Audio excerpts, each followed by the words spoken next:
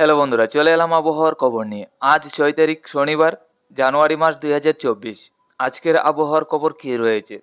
আজকে থেকে বাংলার কিছু জেলায় মেঘলাভাব থাকার সম্ভাবনা, যা থেকে ঘন কুয়াশার সাথে ঠান্ডা অনেকটাই থাকার সম্ভাবনা ছিল। তো আজকের আপডেটে কি দেখাচ্ছে, এই ঘন কুয়াশা এবং মেঘলাভাবটা থাকার সম্ভাবনা আছে কিনা, এছাড়া আগামী দিনগুলিতে হঠাৎ করে ঠান্ডা বাড়ার সম্ভাবনা আছে কিনা তা আমরা জেনে নেব। এছাড়া বঙ্গোপসাগরে যে ঘূর্ণাবর্ত এবং পাক রয়েছে, এই পাকগুলির কারণে বঙ্গোপসাগরে কোনো রকমভাবে ঘূর্ণিঝড় তৈরি হওয়ার সম্ভাবনা আছে কিনা তাও আমরা দেখে নেব। তো আমরা প্রথমে দেখে নিচ্ছি নিম্নচাপ এবং ঘূর্ণাবর্তের পরিস্থিতি। আমরা ঘূর্ণাবর্ত এবং নিম্নচাপগুলি লক্ষ্য করতে পারছি আজকে এবং আগামী দিনগুলিতে তামিলনাড়ু এবং শ্রীলঙ্কার মধ্যে থাকবে, যা থেকে আগামী দিনে বঙ্গোপসাগরে ঘূর্ণাবর্ত বা ঘূর্ণিঝড় কোনো রকমভাবে তৈরি হচ্ছে না।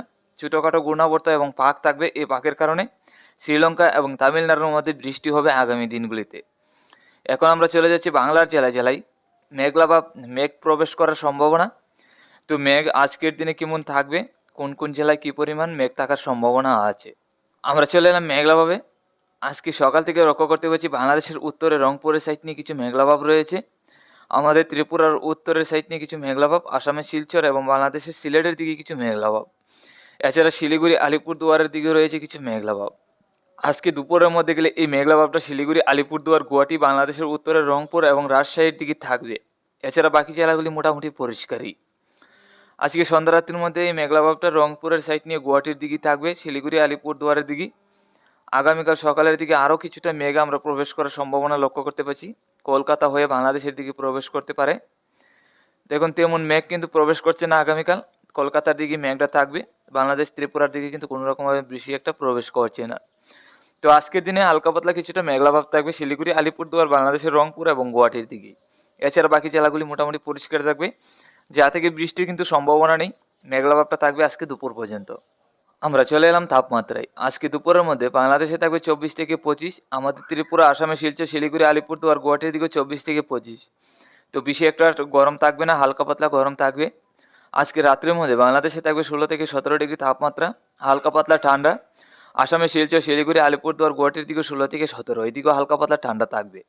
আর আমাদের ত্রিপুরা রাজ্যের দিকে যদি লক্ষ্য করি, তাতে আমাদের ত্রিপুরা রাজ্যে থাকবে 16 থেকে 17 ডিগ্রি তাপমাত্রা, আগরতলার দিকে থাকবে 19 ডিগ্রি তাপমাত্রা। তো আমাদের ত্রিপুরা রাজ্যে হালকা পাতলা ঠান্ডা থাকবে। আগামীকাল সকালের মধ্যে আমাদের ত্রিপুরা রাজ্যে থাকবে 13 ডিগ্রি তাপমাত্রা, তাতে 13 থেকে 14 কাছাকাছি থাকবে। তো হালকা পাতলা মোটামুটি অনেকটাই ঠান্ডা থাকবে আগামীকাল আমাদের ত্রিপুরায়। আর বাংলাদেশের দিকে যদি নজর রাখি আমরা, তাহলে বাংলাদেশের মধ্যেও লক্ষ্য করতে পারছি 14 থেকে 15। তো বাংলাদেশে অনেকটা ঠান্ডা থাকবে। আসামে শিলচর, শিলিগুড়ি, আলিপুরদুয়ার, গুয়াহাটির দিকে সর্বনিম্ন তাপমাত্রা 12 দিকে থাকবে, ওইদিকে কিন্তু অনেকটাই ঠান্ডা থাকতে চলেছে। এখন আমরা দেখে নিচ্ছি আগামী দিনগুলিতে ঠান্ডা বাড়ার সম্ভাবনা আছে কিনা। দেখুন 10 তারিখ সকালের দিকে লক্ষ্য করতে পারছি বাংলাদেশের সর্বনিম্ন তাপমাত্রা 12 থেকে 13, আমাদের ত্রিপুরা, আসামে শিলচর, শিলিগুড়ি, আলিপুরদুয়ার, গুয়াহাটির দিকেও সর্বনিম্ন তাপমাত্রা 12 থেকে 13। তো আগামী 10 তারিখের দিকে আবারও শীত প্রবাহ বইতে চলেছে ত্রিপুরা, বাংলাদেশের একাধিক জেলায় কনকনে হাড় কাঁপানো ঠান্ডা অনুভব হওয়ার সম্ভাবনা আছে আগামী দিনগুলিতে। তো আগামী দিনগুলিতে আস্তে আস্তে আরও ঠান্ডা বাড়বে। আমরা চলে এলাম ঘন কুয়াশায়। আজকে সন্ধ্যা রাত্রির মধ্যে তেমন একটা কুয়াশা থাকছে না, তারপরেও কিছু ঘন কুয়াশা থাকবে আসামের শিলচর, শিলিগুড়ি, আলিপুরদুয়ার, গুয়াহাটির দিকে। এছাড়া আমাদের ত্রিপুরার উত্তর ধর্মনগর, কুমারঘাটের দিকে।